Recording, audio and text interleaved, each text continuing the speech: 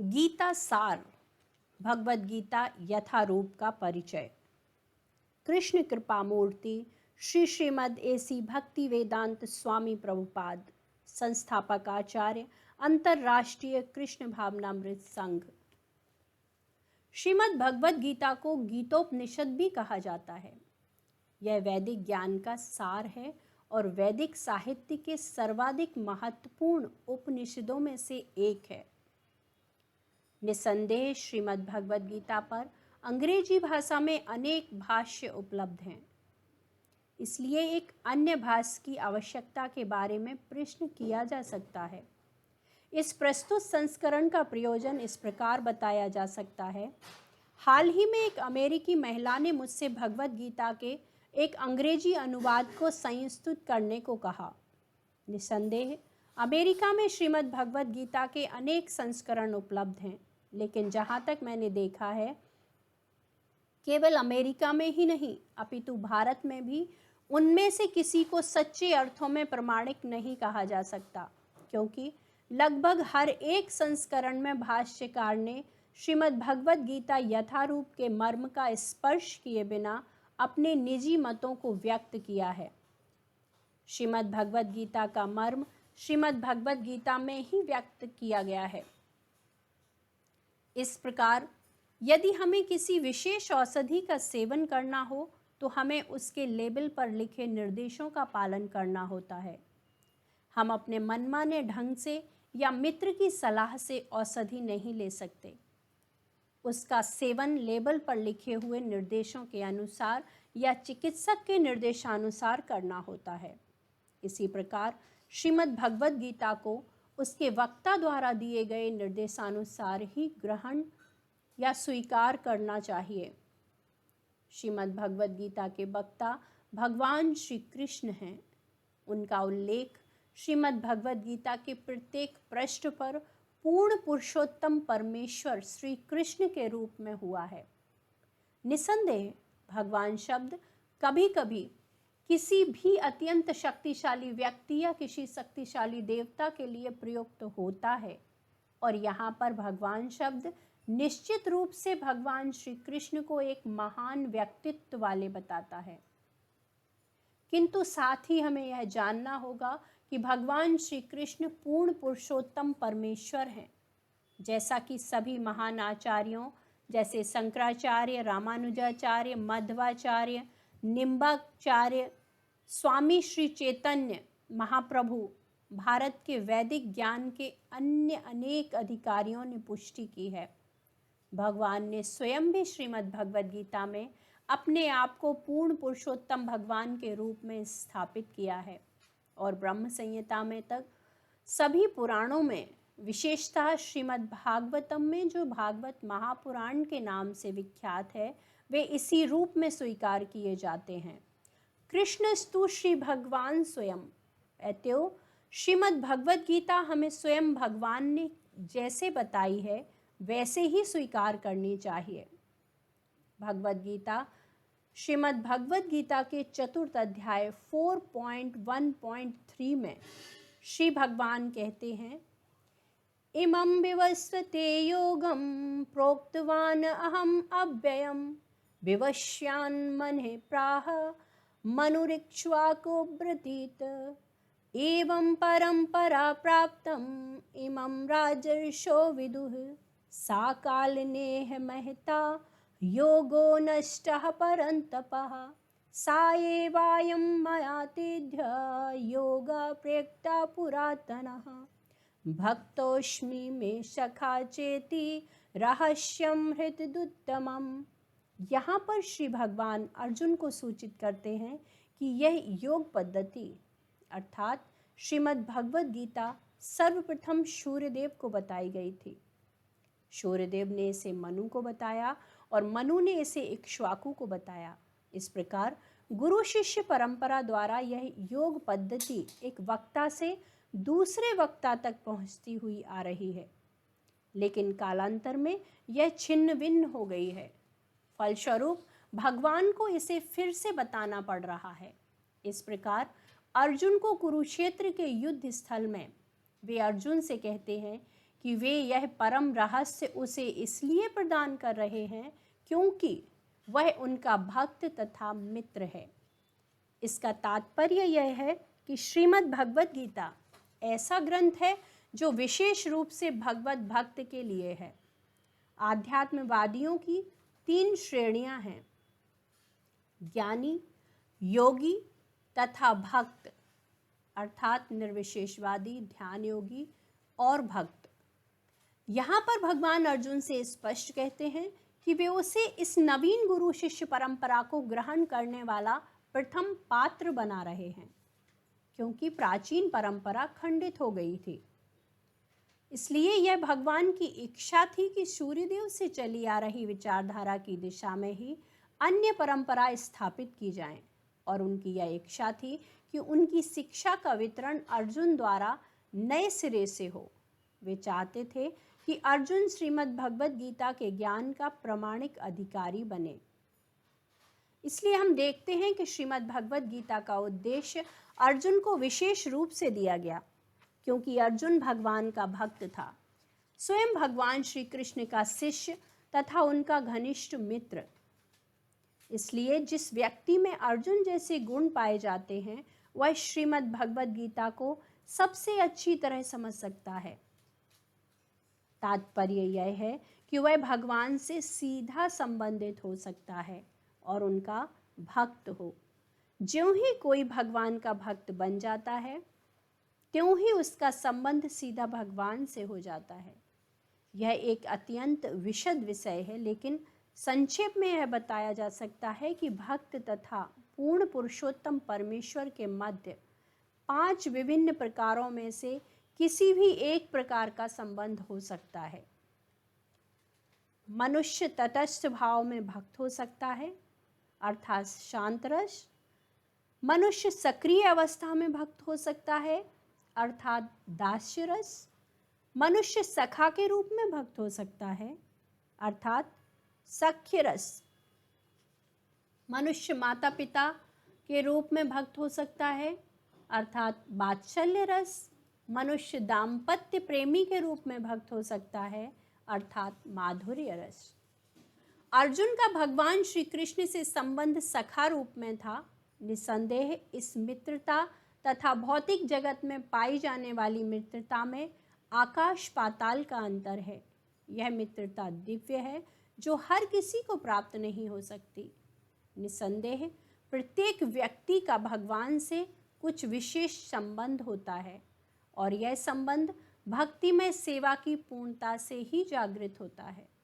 किंतु हमारे जीवन की वर्तमान अवस्था में हमने न केवल भगवान को भुला दिया, अपितु हम भगवान के साथ अपने शाश्वत संबंध को भी भूल चुके हैं। लाखों करोड़ों जीवों में से प्रत्येक जीव का भगवान के साथ शाश्वत विशिष्ट संबंध है। यह स्वरूप कहलाता है। भक्ति योग की प्रक्रिया द्वारा इस स्वरूप को जागृत किया जा सकता है, और वह अवस्था स्वरूप सिद्ध कहलाती है, अर्थात स्वाभाविक या मूलभूत स्थिति की पूर्णता।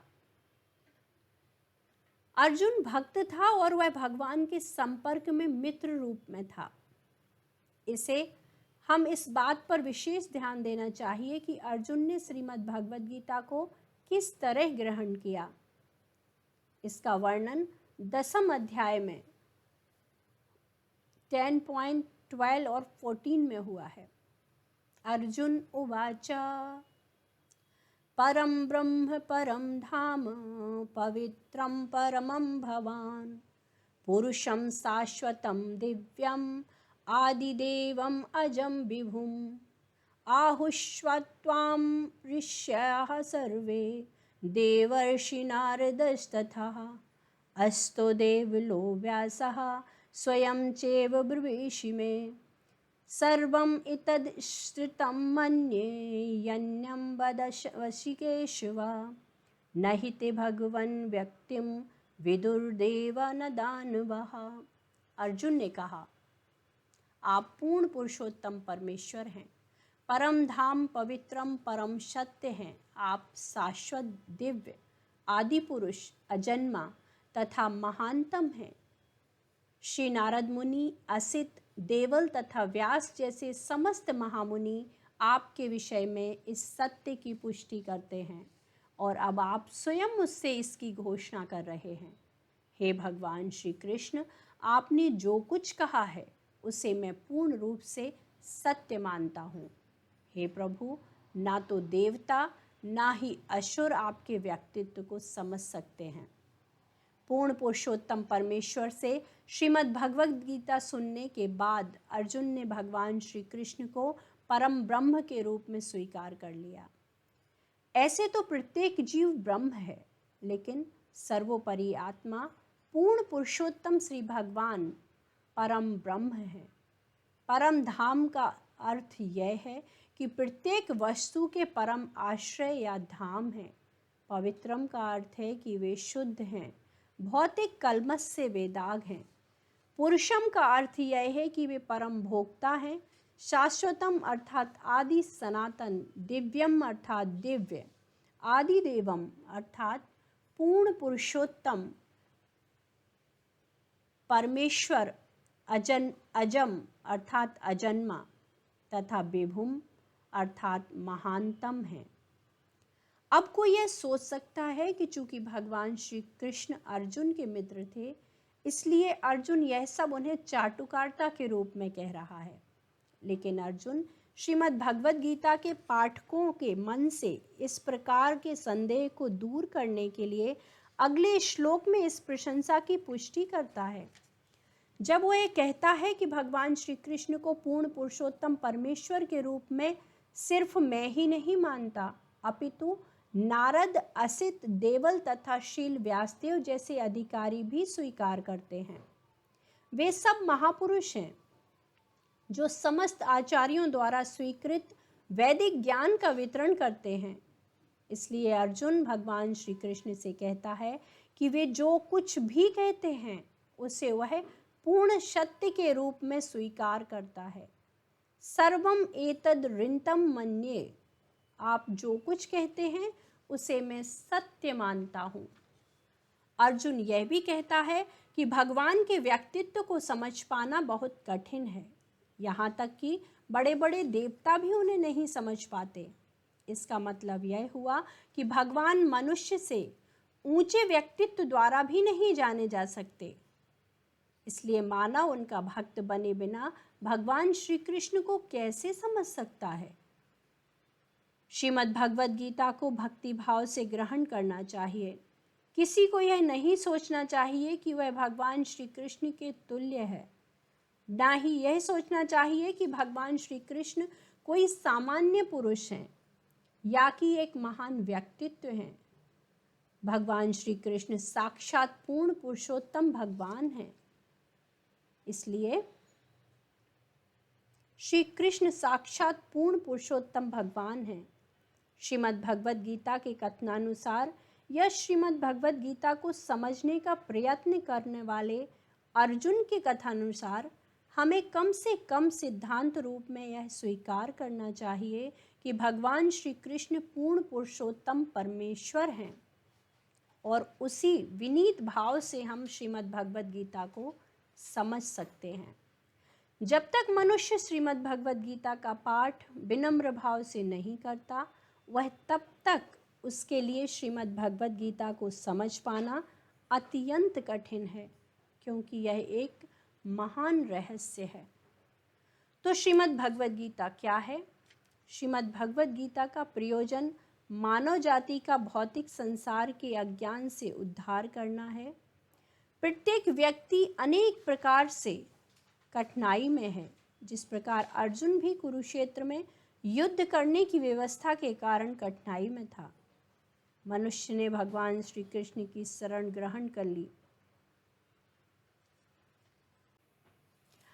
अर्जुन ने भगवान श्री कृष्ण की शरण ग्रहण कर ली। फलस्वरूप इस भगवद गीता का प्रवचन हुआ। केवल अर्जुन ही नहीं, वरन हम में से प्रत्येक व्यक्ति इस भौतिक अस्तित्व के कारण चिंताओं से घिरा हुआ है। हमारा अस्तित्व मात्र ही अनिश्चितत्व के परिवेश में है, इसलिए हम अनिश्चितत्व से भयभीत किए जाने के लिए निर्मित नहीं हैं।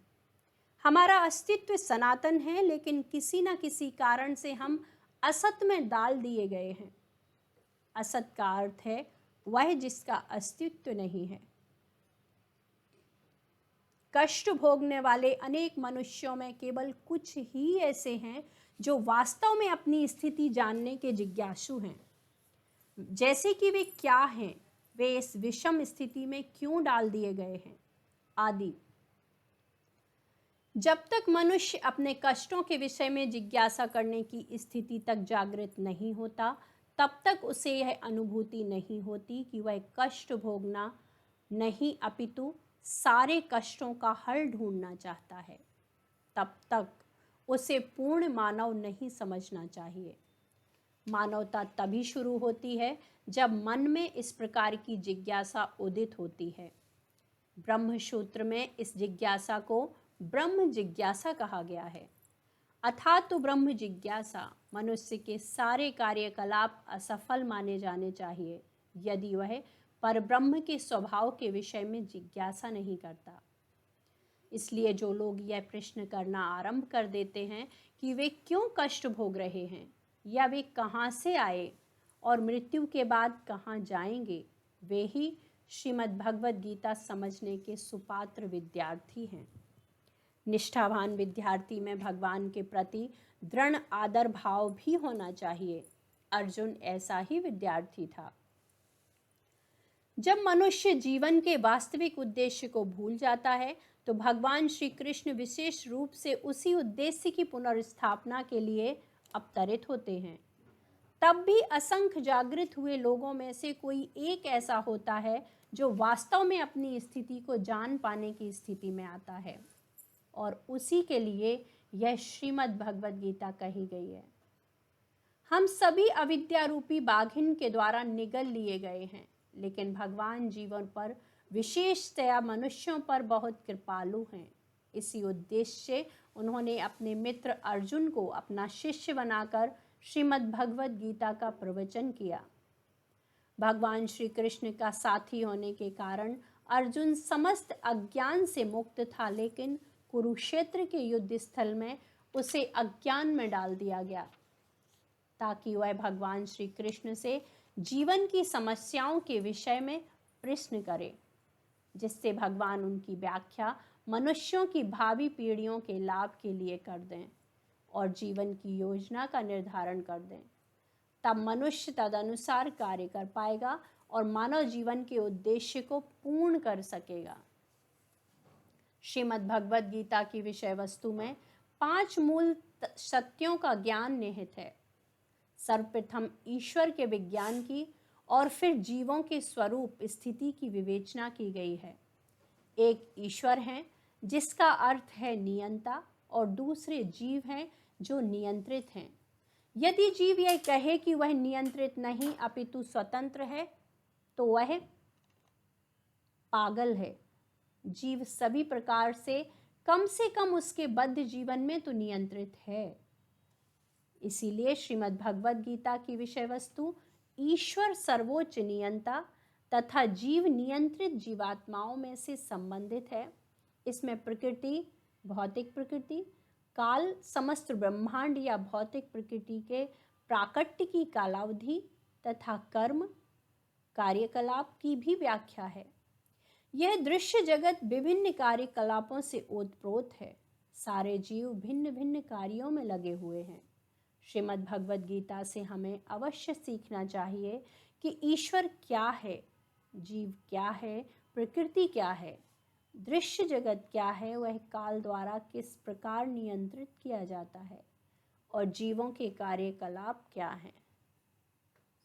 श्रीमद् भगवद गीता के इन 5 मूलभूत विषयों में से यह स्थापित होता है कि परम श्री भगवान अथवा भगवान श्री कृष्ण अथवा ब्रह्म या परम नियंता अथवा परमात्मा, आप जो चाहें कह लें, सबसे श्रेष्ठ हैं। जीव गुण में परम नियंता के ही समान है। उदाहरण के लिए, जैसा कि श्रीमद् भगवद गीता के बाद के अध्यायों में बताया जाएगा, भगवान ब्रह्मांड में भौतिक प्रकृति के समस्त कार्यों के रूप नियंत्रण रखते हैं। भौतिक प्रकृति स्वतंत्र नहीं है, वह परमेश्वर के निर्देशन में कार्य करती है। जैसा कि भगवान श्री कृष्ण कहते हैं, मध्यक्षेण प्रकृति सूय में सचराचरा, मया अध्यक्षेण प्रकृति ही सूयते सचराचरम। यह भौतिक प्रकृति मेरे निर्देशन में कार्य करती है। जब हम दृश्य जगत में आश्चर्यजनक घटनाएं घटती देखते हैं तो हमें यह जानना चाहिए कि इस दृश्य जगत के पीछे एक नियंता है। बिना नियंत्रण के किसी चीज का प्रकट होना संभव नहीं है। नियंता को ना मानना बचपना है। उदाहरण के लिए, एक बालक यह सोच सकता है कि मोटर कार अद्भुत होती है क्योंकि वह किसी घोड़े या पशु द्वारा खींचे बिना चल सकती है, किंतु एक समझदार व्यक्ति मोटर कार की अभियांत्रिक व्यवस्था से परिचित होता है और वह सदैव जानता है कि इस यंत्र के पीछे एक व्यक्ति, एक चालक होता है। इसी प्रकार परमेश्वर वह चालक है जिसके निर्देशन में प्रत्येक कार्य हो रहा है। भगवान ने जीवों को अपने अंश रूप में स्वीकार किया है, जैसा कि हम अगले अध्यायों में देखेंगे। सोने का एक कण भी सोना है, समुद्र के जल की एक बूंद भी खारी होती है। इसी प्रकार हम जीव भी परम नियंता ईश्वर या भगवान श्री कृष्ण के अंश होने के कारण परमेश्वर के सभी गुणों से सूक्ष्म मात्रा में युक्त हैं, क्योंकि हम सूक्ष्म ईश्वर या अधीनस्थ ईश्वर हैं। हम प्रकृति पर नियंत्रण करने का प्रयास कर रहे हैं, जैसे कि वर्तमान में हम अंतरिक्ष या ग्रहों को वश में करने का प्रयास कर रहे हैं। और हम में नियंत्रण करने की यह प्रवृत्ति इसलिए है क्योंकि यह भगवान श्री कृष्ण में भी है। परंतु हम में भौतिक प्रकृति पर प्रभुत्व जमाने की प्रवृत्ति होती है। तथापि हमें यह जानना चाहिए कि हम परम नियंता नहीं हैं। वह श्रीमद् भगवद गीता में समझाया गया है। भौतिक प्रकृति क्या है? श्रीमद् भगवद गीता में इसकी भी व्याख्या अपरा प्रकृति, निकृष्ट प्रकृति के रूप में हुई है। जीव को परा प्रकृति, उत्कृष्ट प्रकृति कहा गया है। प्रकृति चाहे परा हो या अपरा, सदैव नियंत्रण में रहती है। प्रकृति स्त्री स्वरूपा है और वह भगवान द्वारा उसी प्रकार नियंत्रित रहती है जिस प्रकार पत्नी के कार्यकलाप अपने पति द्वारा। प्रकृति सदैव अधीन रहती है, उस पर भगवान का प्रभुत्व रहता है, क्योंकि भगवान ही नियंत्रक हैं। जीव तथा भौतिक प्रकृति दोनों ही परमेश्वर द्वारा अधिशासित एवं नियंत्रित होते हैं। श्रीमद् भगवद गीता के अनुसार यद्यपि सारे जीव परमेश्वर के अंश हैं, लेकिन वे प्रकृति ही माने जाने चाहिए। इसका स्पष्ट उल्लेख श्रीमद् भगवद गीता के 7वें अध्याय में हुआ है। यह भौतिक प्रकृति मेरी अपरा प्रकृति है, लेकिन इससे परे एक दूसरी प्रकृति है, जीव भूताम, अर्थात जीव। भौतिक प्रकृति खुद 3 गुणों से निर्मित है, सत्वगुण, रजोगुण तथा तमोगुण।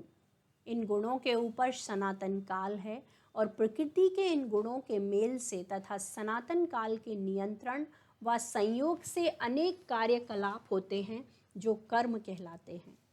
ये कार्यकलाप अनादिकाल से चले आ रहे हैं और हम सभी अपने कार्यकलापों के फलस्वरूप सुख या दुख भोग रहे हैं। उदाहरणार्थ मान लें कि मैं एक व्यापारी हूँ और मैंने अपनी बुद्धि द्वारा कठोर श्रम किया है और बैंक में बहुत धन संचित कर लिया है, तब मैं सुख का भोगता हूँ। किंतु मान लें कि यदि व्यापार में हानि से मेरा सब धन जाता रहा है तो मैं दुख का भोगता हो जाता हूँ। उसी प्रकार जीवन के प्रत्येक क्षेत्र में हम अपने कर्म के फल का सुख या दुख भोगते हैं। यह कर्म कहलाता है। ईश्वर, जीव, प्रकृति, काल तथा कर्म, इन सब की व्याख्या श्रीमद् भगवद गीता में हुई है। इन पांचों में से ईश्वर, जीव, भौतिक प्रकृति तथा काल शाश्वत हैं। प्रकृति की अभिव्यक्ति अस्थायी हो सकती है, परंतु यह मिथ्या नहीं है। कुछ दार्शनिक कहते हैं कि भौतिक प्रकृति अभिव्यक्ति मिथ्या है, लेकिन श्रीमद् भगवद गीता या वैष्णवों के दर्शन के अनुसार ऐसा नहीं है। जगत की अभिव्यक्ति को मिथ्या नहीं माना जा सकता। इसे वास्तविक किंतु अस्थायी माना जाता है। यह उस बादल के सदृश है जो आकाश में घूमता रहता है, या उस वर्षा ऋतु के आगमन के समान है जो अन्न का पोषण करती है।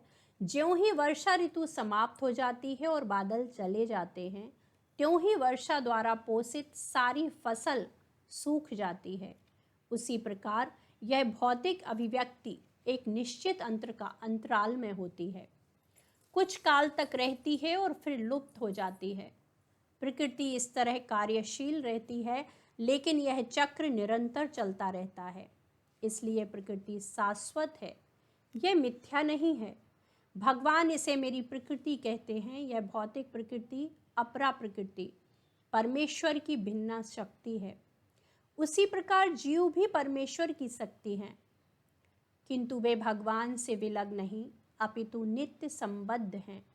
इस तरह भगवान, जीव, भौतिक प्रकृति तथा काल ये सब परस्पर संबंधित हैं और सभी शाश्वत हैं। लेकिन दूसरी वस्तु कर्म शाश्वत नहीं है।